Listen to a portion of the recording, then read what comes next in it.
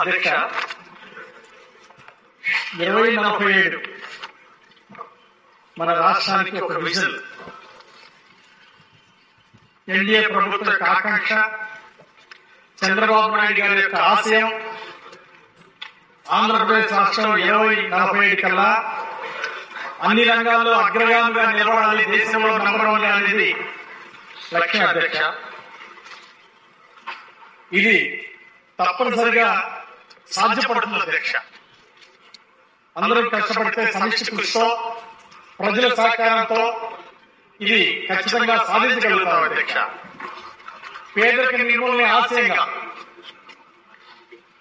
ఈరోజు ఒక ప్రణాళిక చేయడం జరిగింది అధ్యక్ష. గతంలో ఎన్నో ఇబ్బందులు ఎదుర్కొన్నాం అధ్యక్ష. భవిష్యత్తులో పేదరిక నిర్మూలన కోసం, ఇంటికి ఒక పారిశ్రామికవేత్తగా తీర్చిదిద్దడం కోసం స్టార్టప్ కంపెనీలను ప్రోత్సహించి 40 లక్షల కోట్ల పెట్టుబడులను ఆకర్షించి ప్రతి ఇంటికి ఒక పారిశ్రామికవేత్తను తీసుకురావడమే లక్ష్యంగా ముందుకెళ్తున్నాం అధ్యక్ష.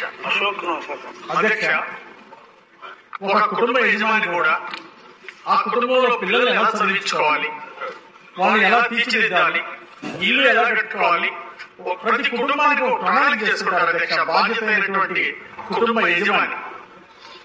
అట్లాగే ఈరోజు మన రాష్ట్రానికి ఒక విజన్ ఉండాలని గతంలోనే 2020 లక్ష్యంగా కూడా గతంలో చంద్రబాబు గారు అద్భుత ఫలితాలు సాధించారు అధ్యక్ష.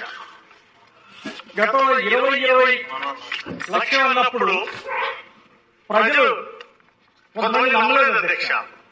కంప్యూటర్లో అన్నం పెడతాయని చెప్పేసి మాట్లాడిన వాళ్ళు ఉన్నారు అధ్యక్ష.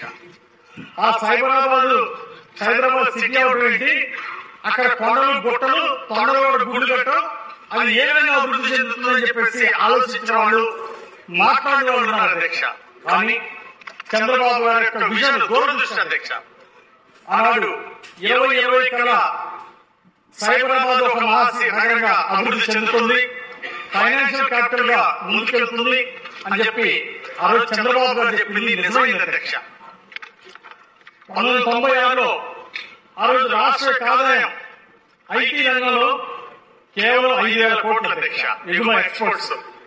కానీ 2023-24లో హైదరాబాద్ నుండి 2,70,000 కోట్లు ఐటీ ఎగుమతులు జరిగినాయి అధ్యక్ష.